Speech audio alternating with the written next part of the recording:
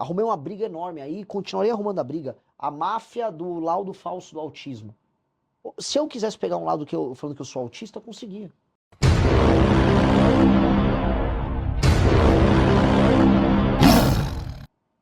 Saúde. O Brasil tem um sistema público de saúde que é universal, que é referência, mas que também na prática não funciona como deveria. Você tem as filas, a questão principalmente com os especialistas e com cirurgias. Na sua avaliação hoje, qual que é o principal problema? Você diz que é o candidato do choque de gestão. Se eleito, qual que seria a sua primeira medida, por exemplo, na área da saúde? O problema da saúde no Brasil é acesso. Acesso. Então nós temos um sistema que é universal em termos nominais. Mas na prática é universal? Quando eu falo, o que é na prática universal? Se você precisar de uma cirurgia, você tem acesso a ela? Não. Não. Se você precisar de um exame rápido, você tem acesso a ele? Não. Se você precisar de um atendimento especializado, você tem um acesso rápido a ele? Não. Então, pera. Se você não tem a consulta especializada, se você não tem a cirurgia, se você não tem o exame, você não tem nada. E esse é o problema. Nós temos que trabalhar para que o sistema seja de fato universal. Você tem muitas decisões políticas que são tomadas sobre a instalação de policlínicas, que são as clínicas para várias áreas para você fazer os exames, hospitais em regiões erradas, por conta de influência de um deputado que tem uma emenda e joga aqui e ali. Você tem que ter um modelo que se chama Hub and Spoke, que tem os hubs. Então, por exemplo, uma determinada cidade polo, vamos dar um exemplo, um Caruaru, que é no meio ali do Agreste. Essa se torna uma cidade polo. Então você tem os hospitais maiores, você tem algumas policlínicas, aí você tem as UPAs, UBSs ao redor das cidades menores fazendo aquele primeiro atendimento, e aí você consegue implementar a lógica do SUS. Então você tem que resolver isso. Você tem que mudar a fila, porque a fila é a morte do acesso, e a fila no Brasil ela segue critérios dos mais imbecis possíveis. Por exemplo, você tá com um câncer super agressivo, você precisa fazer um exame. Eu preciso fazer um exame de rotina. Você fica na fila atrás de mim. E aí, às vezes, para mim passar na fila, você tem que falar com política, que acontece no interior do Brasil. Seu contato é o vereador amigo, é o deputado amigo. Isto mata o princípio da impessoalidade no serviço público. A regra tem que ser gravidade, porque aí você já direciona as pessoas de acordo com a gravidade no fluxo. Então, aquilo que é mais grave já direciona mais grave. Você tem que ter o teleatendimento, que vai permitir que as pessoas... Porque pensa assim... Nesse instante deve ter um médico parado lá no Rio Grande do Sul. E nesse instante aqui em São Paulo tem um monte de gente numa fila para um exame de, sei lá, cardiologista. Se você tem um aplicativo centralizando isso, você marca uma consulta com qualquer médico ao redor do Brasil. Por aqui, por telemedicina, por teleatendimento. Então quando você faz uma política com a estratégia de saúde da família, acompanhando as pessoas, e paralelamente você marca as consultas por teleatendimento com médicos ao redor do Brasil, esse erro, vamos dizer, de uma hora tem indisponibilidade, em alguns lugares tem muita disponibilidade, começa a ser equilibrado via teleatendimento. A gente começa a recalibrar o sistema para você diminuir a fila nas consultas. Isso tem um efeito enorme. E aí, para mim, o que vem a ser a joia da coroa, o uso de inteligência artificial e o uso de machine learning via prontuário único. Nós vamos lançar uma coisa que vai chamar o Pronto, que é o prontuário único de todos os atendimentos que a pessoa teve. Com esse prontuário único, ou seja, a pessoa foi atendida num posto de saúde, foi num BS, fez um exame, fica a base de dados dele toda lá. Esta base de dados, ela é revisitada regularmente por inteligência artificial, que vai pegar os padrões no atendimento e dizer, olha, essa pessoa aqui, ela tem uma alta probabilidade de desenvolver diabetes. Então, o agente de saúde, ele já sabe na região dele que aquela dona de casa vai desenvolver diabetes. O que eu posso fazer para evitar que ela tenha diabetes? Aquela pessoa começa a ter uma política para evitar isso. Por quê? Porque no fim disso significa não só que a vida dela melhora, tem um aspecto humano, mas tem um aspecto financeiro. Vai gastar menos, muito menos o Estado. Se você evita que a pessoa vá para uma mesa de cirurgia, que a pessoa vá para um tratamento de uma doença crônica, você consegue mitigar gastos que são gigantescos no SUS. Então, o que a inteligência artificial vai fazer é colossal. Você já pensou em remanejamento de estoques? Por exemplo, olha, eu vou precisar de determinados estoques para malária, remédio para malária lá na região norte. Nessa aqui está tendo um surto, então tem que ter estoques para cá, tem que ter estoque para lá. Você remaneja estoques de medicamentos, médicos, fluxo de envio de técnicos para determinadas regiões. Então você consegue fazer com que o sistema opere melhor, atenda melhor determinados gargalos.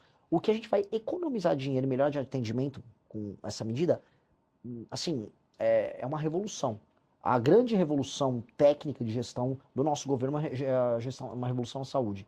Alguns países estão focando nisso, especialmente os países que têm sistemas centralizados como o Brasil, que vem ser a Inglaterra, uma China em alguma medida, e El Salvador fez. Vamos falar do Bukele de El Salvador na parte de segurança. Vejam o plano dele de saúde. Fez junto com o Google. É maravilhoso. Interessante. Indo para a economia, você já falou aqui na entrevista, você acha que depois de passada a eleição vem uma grave crise por aí? A gente já está na grave crise, né? A expectativa dos juros futuro é só de subida. A gente está tendo um surto de recuperações judiciais agora. A gente está tendo. A inflação continua subindo, por isso que estão subindo os juros, porque a inflação está aumentando. Contas públicas indo para uma trajetória de dominância fiscal. Naturalmente, eu ganhando a eleição, dado que eu já tenho um plano econômico muito agressivo para resolver a questão fiscal no Brasil, você muda o clima do mercado, mas o mercado, né, e os investidores nacionais e internacionais vão querer ver ações concretas. E quais são essas ações concretas? Essa reforma fiscal poderosa que vai colocar déficit nominal zero no Brasil. Um déficit nominal zero, com uma PEC que vai economizar 3,3 trilhões em 10 anos, a gente fala em colocar as contas públicas em ordem. E aí você passa a ter um fluxo maior de capital sendo trazido para cá, a curva de juros caindo, você tem um efeito de crescimento econômico, com juros menores você consegue, as pessoas contraem dívidas, o investimento aumenta, tiram dinheiro da renda fixa, bota dinheiro em investimento, bota dinheiro na bolsa como um todo. Você consegue reduzir também as alíquotas de impostos em diversas áreas, abre o Brasil para o mundo, para você ter um regime mais competitivo, e aí, aí a gente sai dessa curva. Agora, em condições normais de temperatura e pressão, a manutenção do PT no poder é apenas desastre. A gente tem um governo Dilma vindo aí. Tanto que eu acho que as chances do Lula tomar um impeachment não são nem um pouco desprezíveis no Se novo eleito? mandato. Se reeleito. Você falou de reformas, além reforma da Previdência, reforma também de benefícios sociais, tudo teria que entrar no pacote. Tudo. Bolsa Família. Também. Passar pente fino no Bolsa Família. E eu tenho uma política do Bolsa Família para municípios não sustentáveis. Eu vou fazer frentes de trabalho nesses lugares. Frentes de trabalho urgentes. Eu vou dar um exemplo, cara. Eu fiz um trabalho social, foi desenvolvido pelo MBL, que chama Leve Postos. Eu fui numa cidade com baixíssima atividade produtiva, juntamos uma comunidade, com base no investimento próprio que a gente fez com doações da molecada nossa. A gente terraplanou, fez um poço, extraiu água de lá e começou a plantar. Tá plantando agora coentro, tá plantando cheiro verde, porque nasce rápido e você consegue vender rápido. A gente já arrumou os clientes e aquela comunidade começa a se tornar autossustentável só produzindo na terra ao redor dela. A primeira coisa fácil para você gerar emprego simples, que tem uma mão de obra intensiva, é trabalhar com o que se chama de cinturão verde, que são os hortifrutis. Produto tomate, cebolinha, alface, couve, coentro, jiló. Nós temos que fazer essas frentes junto com o agro e frentes envolvendo infraestrutura em municípios que estão tomados por Bolsa Família. Urgente. Nós temos que recuperar a autoestima dessas pessoas e a cultura de trabalho delas que está sendo abandonada. Hoje um menino ou uma menina, no interior do Ceará, a perspectiva dele é receber um benefício e talvez arrumar um bico. Mas você acha que essas pessoas, os beneficiados, também têm a mesma vontade? Precisam, vão ter. Se não tiver, vou fazer ter. É o seguinte, se você não aceitar trabalhar da frente de trabalho, você não vai receber o seu benefício. Você vai condicionar? Lógico. Porque hoje é algo contrário até, né? Lógico. Se você tiver renda, você não recebe. Assim, onde há emprego e a possibilidade de emprego, porque eu tô falando agora de lugares que não há emprego. Eu tô sendo... Como é que eu posso colocar? A gente tem que ser muito humano para entender. No interiorzão do Nordeste, não tem atividade econômica. Não existe. Você sai de uma cidade para outra no Rio Grande do Norte, não tem caminhão passando. O que quer dizer isso? Não tem atividade econômica, não tem circulação de mercadoria. Você chega numa quarta-feira à tarde, numa cidadezinha de 3 mil habitantes no Rio Grande do Norte, tá um sujeito da minha idade parado numa cadeira, assim, na frente da casa dele, assim, ó, olhando pro vento. Isso não é vida. Então, há o lance, assim, pô, o cara recebeu o Bolsa Família e não quer trabalhar. Muitos casos assim, agro e comércio se ressentem demais. Dito isso, também tem a ausência de atividade econômica. Então, nós temos que começar a apertar essas cidades a terem atividade econômica. O governo, e assim, a infraestrutura e o cinturão verde são dois caminhos muito rápidos para você já inserir essas pessoas no mundo do trabalho. E assim, eu estou te dando uma alternativa. Não quer trabalhar, não vai receber Bolsa Família. Não vai. Agora, tem lugares que não conseguir chegar lá, continua lá com o Bolsa Família e vamos resolver de outra maneira. Então, indo para a questão fiscal, vai ter que passar pente fino em benefícios sociais. O BPC tem um monte de fraude. Um monte de fraude. E o BPC, o valor é muito maior do que o Bolsa Família. E ainda é corrigido de acordo com o salário mínimo. É um monte de fraude. Arrumei uma briga enorme aí, continuarei arrumando a briga. A máfia do laudo falso do autismo. Se eu quisesse pegar um lado falando que eu sou autista, eu conseguia. eu já sou meio hiperfocado e tal. Hoje você tem laudo falso, eu tô falando. Para conseguir benefício? Lógico.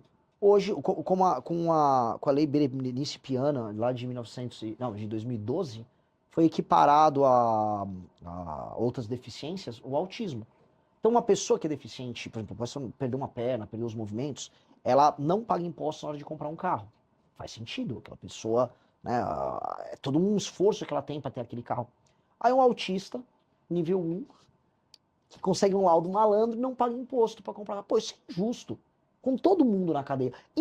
A começar pela pessoa que tem uma deficiência e fica na fila para conseguir o benefício que ela merece, porque uma pessoa, conseguiu um laudo do autismo, aí põe aquele colarzinho, fica se fingindo de deficiente para obter benefício. Não tô falando que todo autista faz isso. Tem pessoas que são autistas que eventualmente precisam do benefício. Agora, tem milhares e milhares de malandros que estão pegando o benefício. Sem estabelecer critérios ou gravidade. Vou passar o pente fino. Assim, se a pessoa ela não está inviabilizada, no sentido que ela precisa de suporte de outras pessoas para poder fazer as suas atividades básicas, ela não vai receber benefício. Não vai. Eu sou meio tímido. Tem uns influenciadores, eu juro pra você, eu dá raiva. Porque tem uns influenciadores, assim, famosos. Tem um menino, o Yuji, um japonesinho. Eu sou autista nível 1. Calma aí, cara. Você é um autor, apresentador de TV, ganha bem pra caramba e não quer pagar imposto? Toma banho, cara, sabe? Vamos parar com essa... Isso é tiração de sarro com as pessoas. Isso é tiração de sarro com autistas que precisam, com mães de autista que, a vida dela é um inferno. Essa pessoa precisa de um benefício que ela não consegue trabalhar para sustentar. Então, a mãe do autista real precisa, o malandro não. Isso dá uma raiva. Porque são, assim, o brasileiro encontra brechas para fazer a malandragem dele. E isso está custando muitos bilhões. Isso é só um pedacinho das fraudes. E os penduricalhos, os supersalários, o alto funcionalismo. E as renúncias fiscais de empresas que não precisam. E vamos botar aqui os reajustes automáticos e a falta de incentivo no serviço público para que as pessoas tenham desempenho. A gente vai reformar tudo isso. Isso você acha que você consegue aprovar? Preciso aprovar. Essa é a primeira coisa que eu preciso aprovar. A reforma fiscal. Isso é a primeira coisa. Assim, aí, cara, se eu ganhei a eleição, eu acumulei capital político. Eu vou gastar meu capital político fazendo isso.